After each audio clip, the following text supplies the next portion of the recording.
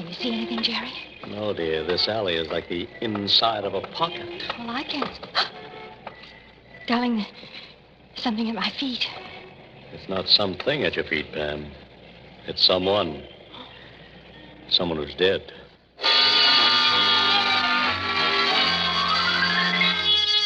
Mr. and Mrs. North, starring Alice Frost and Joseph Curtin.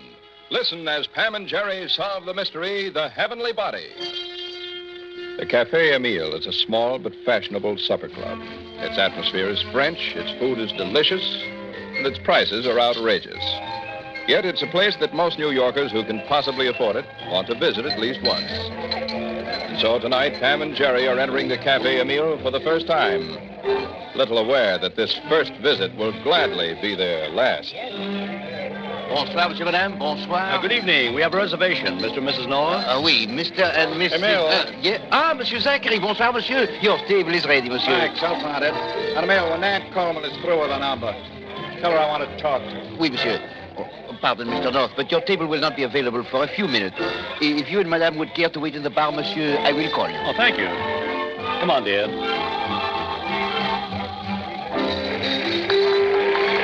Jerry, did you recognize him? Him? Who, dear? The man Emile just spoke to. That was Sam Zachary. The newspaper column? Yes. Oh, here's the cocktail Oh, lounge. no wonder he was getting the red carpet treatment. I'll get the door, dear. Shall we sit at the bar? Mm-hmm. Let's. Did you read his column yesterday? Zachary's? No, why? It was about that gang killing of that big gambler. You remember, Jerry. His name was Jack Rawlings. But that was 2 years ago. It hardly comes under the heading of news anymore. Except that Zachary said in his column that he'd found out the name of the person who lured Jack Rawlings out of hiding for the men who killed him. The finger man in the case, hmm? Mm-hmm, that's right. And Sam Will it be, Zachary said... Mr. North? Well, hey, Pam, look who's behind the bar. Al Stacy. How are you, Mr. North? Oh, fine. And you? Okay. Pam, you remember Al, the bartender in that little place around the corner from my office? Oh, Hello, Mrs. certainly. North. Hello, I haven't Al. seen you in a couple of years, Al. Where have you been? In a hospital out west. I heard you were sick, but I didn't know it was that serious. How are you now? Oh, I'll live. What do you folks drink? Martinis. Mm-hmm. Look, Al, why don't you come... Al, could I speak to you a minute? Why, sure, Miss Coleman. Miss Coleman, this is Mr. and Mrs. North. How do you do? How do you do, Mr. Hello. Coleman? Monsieur North, your table is ready? Better cancel those drinks, Al. And we'll see you later. Sure. Happy to have met you, Miss Coleman. We're looking forward to hearing you sing. Thank you. Al, Sam Zachary's here. Take it easy, honey. We figured he would be. But he wants to talk to me. Let him talk. I can't. Al, call Fred Benedict. No. Al, please, you've got Hold to... it, baby. Zachary. Hi, Miss Coleman. I guess you didn't get my message, huh? I got it. Look, Mr. Zachary, Miss Coleman's busy, so It's why all don't right, Al. Go make that phone call, will you? Please. you... Okay. What's with you and the barkeep, Miss Coleman? Nothing. Too bad. Thought I might have an item for the column. Guess I'll just have to string along with this. With what? This. My copy for tomorrow's edition. Read it. Go on, read it. Attention, New York police. The Jack Rawlings kill was set up by a woman who lured Rawlings to his death with a telephone call. The call was made from Jefferson 87481, a number listed to Nan Coleman, now a featured singer at the Swank Cafe Emile. You're not going to print this. Uh-huh. Just like that. Unless you give me something better. Something like, why were you paid to finger Jack Rawlings, how much you were paid, and most important, who paid you? Was it Fred Benedict? Leave me alone. Come back here. Miss Coleman, come. Okay, kid. Do it the hard way. Wait a minute, Mr. Zachary. Well? I'd like to buy you a drink. Sure. What'll it be? It's your battle. Mind if I turn this on? What's that? Miss Coleman's song, piped in from the dining room. Listen.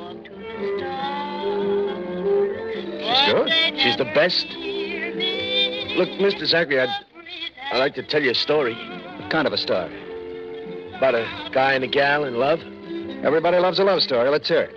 Well, the guy, he's just a guy. He's nothing. He's just a bartender, hoping maybe someday he'll have a little place of his own, that's all. You. But the girl, well, she's really got it. Looks, a voice, everything. Everything but the break. She's singing her heart out in every crummy beer joint that'll let her go near the microphone, hoping that, well, maybe someday she'll be singing in a place like this. So the gal's Aunt Coleman. Go on. Well, she's beginning to get there. Slow but sure, and things are starting to look rosy when, bang, the guy gets sick and he needs dough. He needs a lot of dough for 6 months, a year, maybe longer in Arizona. Otherwise, it's curtains. But, well, the guy hasn't got that kind of dough. So the gal gets it for him, right? That's right. She does a dirty, rotten, filthy thing, and she knows it. She runs the chance of ruining her whole life, and she knows that, too. But she gets the dough, not for herself, not 1 penny for herself, but for the guy. So, don't you think a gal like that deserves a break, Mr. Zachary? now let me tell you a story, my friend. The story of a guy named Jack Rawlings. Rawlings wasn't a pillar of society, that's true, but it's irrelevant. He trusted a dame and wound up lying between 2 garbage cans in an alley with 6 slugs in them. Does a girl like that deserve a break? You can turn that off now. Yeah. Thanks for the drink. Sorry I can't use the story. Mr. Zachary! Mr. Zachary, wait! Well? You don't know me, do you? I'm Mona Rawlings, Jack Rawlings' wife? his widow. Okay, his widow. So what do you want? The name of the person who called Jack that night. Now, look, Mrs. It Rawlings. was a woman, wasn't it? I know that much. Jack wouldn't have gone out to meet a man that night. Who is she, Mr. Zachary? I got something for her. Some of the same thing Jack got. You're drunk. Sure, I'm drunk. Been drunk for 2 years. I'm going to stay drunk until... Listen, Mrs. Rawlings. That's a gun you've got in your handbag. I advise you to take it home and put it to bed. Then do the same thing with yourself. Who is she? Good night, Mrs. Rawlings.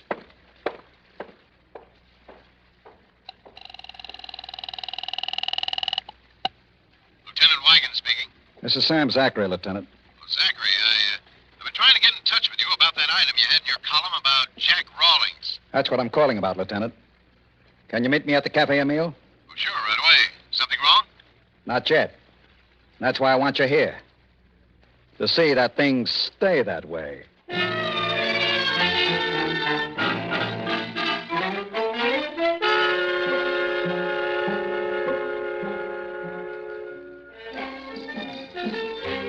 Pam, dear, what's the matter with you? Jerry, I've been thinking. You could have done that much cheaper at home, now. Don't you want to know what I've been thinking? At these prices, it had better be good. Remember when we came in, Jerry? We heard Sam Zachary ask Emil to have Miss Coleman come to his table. Well? Then just a couple of minutes later, Miss Coleman came into the cocktail lounge, acting very nervous, wanting to talk to Al Stacy. What are you getting at? And then, while Emil was showing us to our tables, I saw Sam Zachary go into the cocktail lounge. So I was wondering if there could be any connection between all that and the column that Zachary wrote about the Jack Rawlings murder. Pam, dear, you're feeling your dregs. But, Jerry, Now, don't you... stop imagining things and let's dance. Dance? Mm-hmm. Darling, this is a rumba. Well, I can rumba. Now who's imagining things?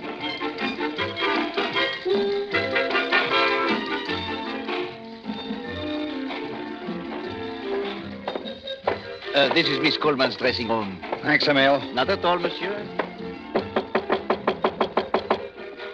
Who is it? Sam Zachary. Open the door, Mrs. Stacy. What do you mean, Mrs. Stacy? Did Al tell you that... He told me a story. I guess the rest. That's why I decided to give you another chance. I told you to leave me alone. I know one of Fred Benedict's torpedoes killed Rawlings. Get out. The police know it. The whole town knows it. But you're the only one who can prove it. So let me hear you say it, kid. Let me hear you say Fred Benedict paid me to telephone Jack Rawlings and... Get out. Give me that gun. I'm warning you, Mr. Zachary. If you don't Give get it out... to me. Let go of me. Drop it. Let go. Drop it, you little fool, or I'll... Mr. Zachary. You crazy little... Mr. Zachary. Mr. Zachary. Al. Nan, what's Oh, Al. happened? I heard... Sam Zachary. I didn't mean to do it, Al. Close the door. It's was an accident, Al. He grabbed for the gun and started twisting my arm to make me drop it, and... Al, is he dead? Yeah. Oh, Oh, don't, Al. baby, don't. Please, honey, don't. Now, get a hold of yourself. Come on now. That's better. Now, look, where's the gun? Over there on the floor. Okay. Now, you've got another number coming up, haven't you? Oh, yes, but I can't You've go got out. to. You've got to go out there and act just as though nothing has happened. What are you going to do? I'm going to get Zachary out of here. How? Never mind. Now, get out there for your number before someone comes looking for you. But Al, please, honey, would you let me handle this, please? All right, darling. But I want you to know you don't have to do this for me. You did something for me once that you didn't have to do, remember? All right, now, get going. Man, Oh, Mr. Benedict. I was just coming back to see you. Al called and said Sam Zachary was... What's the matter with him? Sam Zachary's dead. Huh? I killed him. What? Why, you little... Where is he? In my dressing room. Al's in there. He's going to try to get Zachary out. Where are you going? To do my next number. Al made me. He's right. All right, go on. I'll go in and see if we can clean up the mess you made.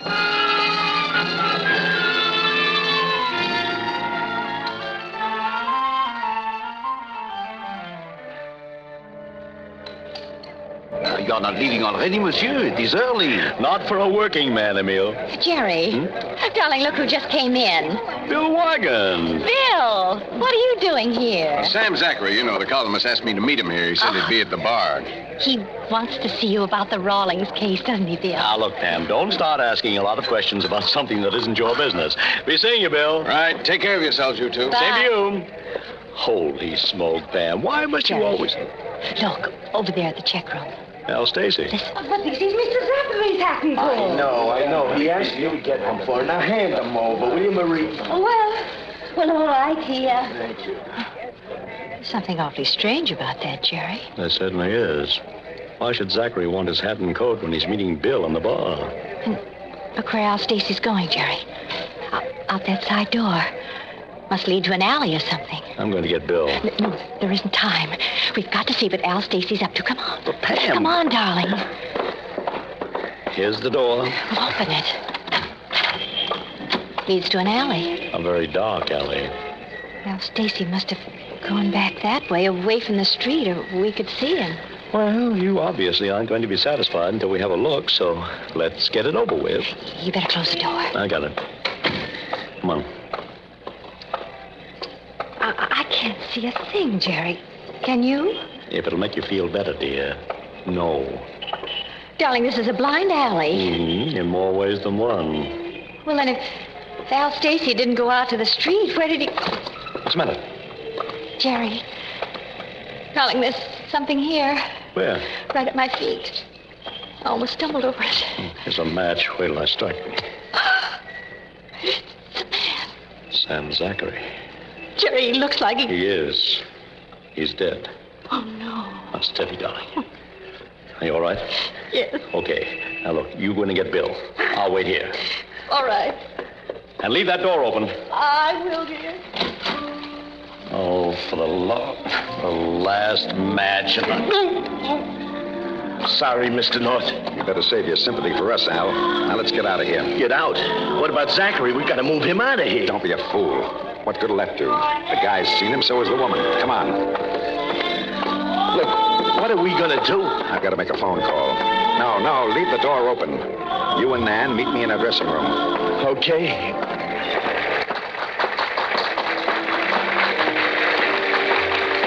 Nan. Look, baby, get back to your dressing room. I'll be back there in a minute. Well, what about Sam Zachary? Never mind. Just get back to your dressing room.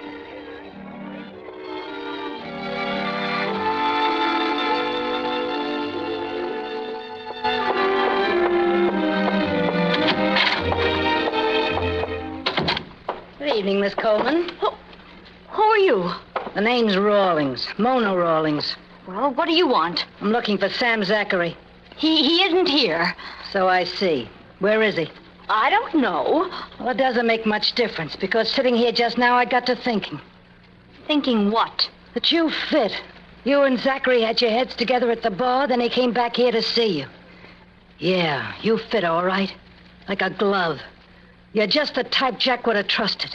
I don't know what you're talking about. I hope you don't, Because if you do, and they ever find out you do, I'll kill you. I'll kill you like they killed Jack. Like stepping on a bug, I'll kill you. Remember that. What are you doing in here? Al! What's it to you, bartender? Get out. What are you getting so excited about? I saw you acting up in the bar with Sam Zachary tonight, Mrs. Rawlings. So I still want to know what you're getting so excited about. Me and Miss Coleman were just having a friendly little chat. Weren't we, Miss Coleman? You heard me. Out. Remember, Miss Coleman, like a bug. Al, she suspects... Never mind her. Listen, baby, there's something I want to tell you, so listen. Listen real hard. Mr. and Mrs. North found Sam Zachary's body out in the alley. Oh, Al. So here's what I'm going to do. I'm going to... Who's there? Benedict. Come in. I just called my lawyer. He's ready for trouble, but we've got to have our story straight. Now, look, here's what we're going to do. Take it easy, Benedict. Everything's under control. What do you mean? I don't understand, Al. This is the way it's going to be, honey. I killed Zachary. You? Zachary found out I was the one who put the finger on Jack Rawlings. Oh, no, Al, And I no. killed him, and now I'm going out to the cops and admit it. Oh, I won't let you do It's that. the only way, baby. Somebody's got to take the fall for this. Then I'll take it. I got us into And this. why? You did it for me? Oh, well. Okay, now I'm going to do something for you. Just a minute, Stacy. How do I figure in on this? Don't worry, you'll be protected. How do I know? I'll tell you how you know. I wouldn't walk across the street to spit on you if you were on fire, Benedict. I hate your insides. But I gotta protect you to protect Nan, so just relax and enjoy the free ride. So long, honey. No, Al. I won't let you do this. I won't. Shut up, you fool. Let him go. Take it easy, Benedict. Try any rough stuff with her and I'll relax, honey. Oh, please, Al. Darling, you mustn't. Not for me. I won't let you. You better get her out of here, Benedict. Sure. Al, please. Emil? Al, mon Dieu. Al, what is going on? Mr. Zachary is found dead in the alley. Mr. North, he's found here. Yeah, I know. And the police, they are looking for you, Al. Well, tell them to look in your office, Emil. I'll be waiting for them in there.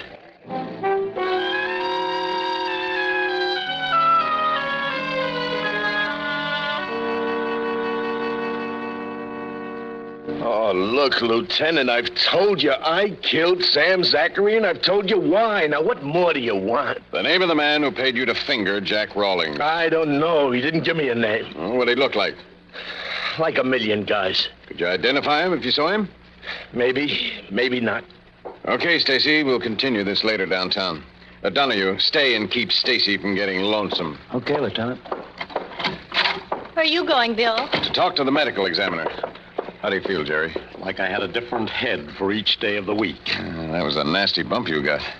Look, you two go on home, will you? Bill, do you think Al Stacy's telling the truth? About killing Sam Zachary, I mean. Why would he lie about a thing like that, Pam? Well, he could be trying to protect someone. Well, he could be, I suppose. Well, then don't Pam, you think... dear, my head is killing me. Let's go. Good night, Bill. I'll be in touch with you. Darling, I wish you'd let me finish telling Bill. You can write him a letter when we get home, But dear. I think... Jerry, look. This is Nan Coleman's dressing room. So what? Hey, Pam, what are you doing? Darling, when we met Miss Coleman this evening, I noticed that she was wearing a gold wedding band. Oh, what's that got to do And with... Al Stacy's wearing one just like it. You think Al Stacy and Nan Coleman are married? Yes, dear, and to each other. And Al Stacy may be protecting... Look, the door opens. What an unusual door. Pam, will Miss you... Coleman.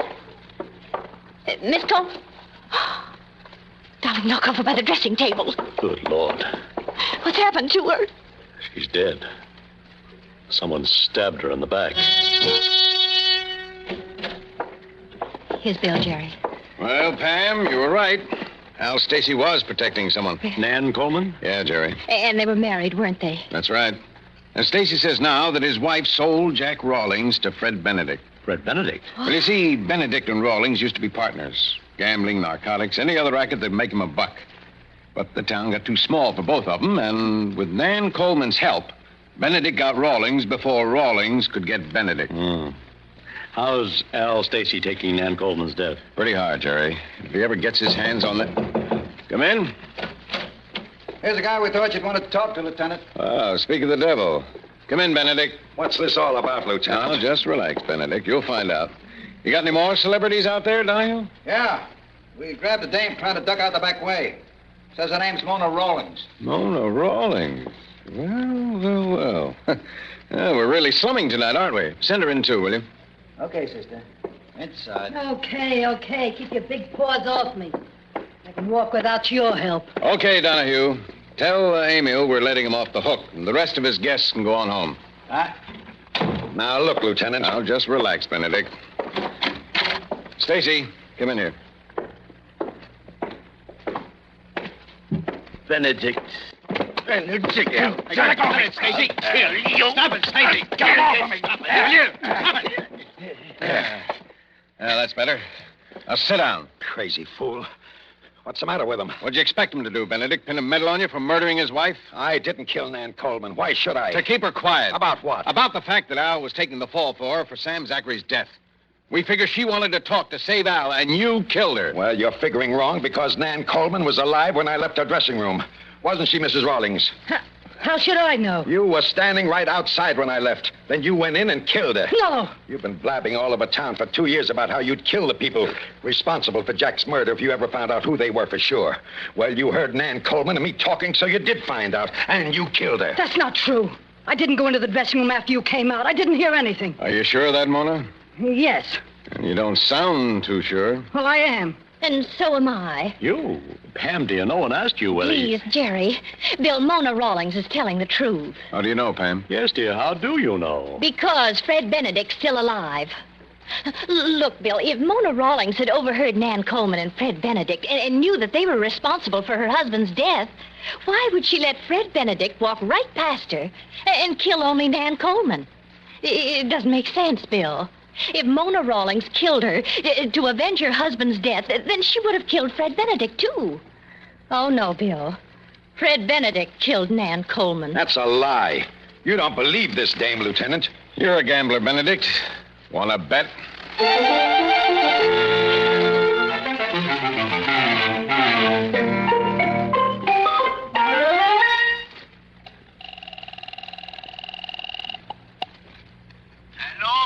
Emil? Oui?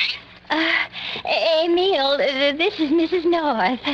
I'm sorry to bother you like this at 3 in the morning. Don't apologize, Pam. Just tell him what we want. What can I do for you, madame? Well, you see, Mr. North's head was hurting so from that crack that he got that I made him lie down. Well, madame? Well... Oh, for heaven's sake, Pam, give me the phone. Look, Emil, I want to go to bed. I've got to get to bed. If I don't get to bed soon, I'm going to die. But, monsieur, are you not already in bed? No, I'm not. But madame said you were lying down. But she didn't tell you where. She didn't tell anyone where. Where, monsieur? In your office. My office, monsieur? We're locked in the cafe. Please, Emil, can you come down and let us out?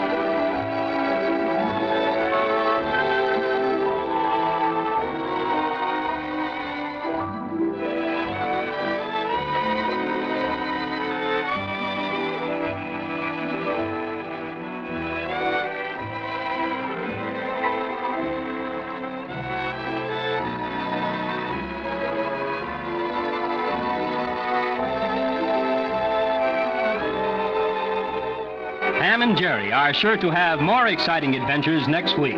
Listen in, won't you? There's always mystery well sprinkled with humor on Mr. and Mrs. North. This is the United States Armed Forces Radio Service.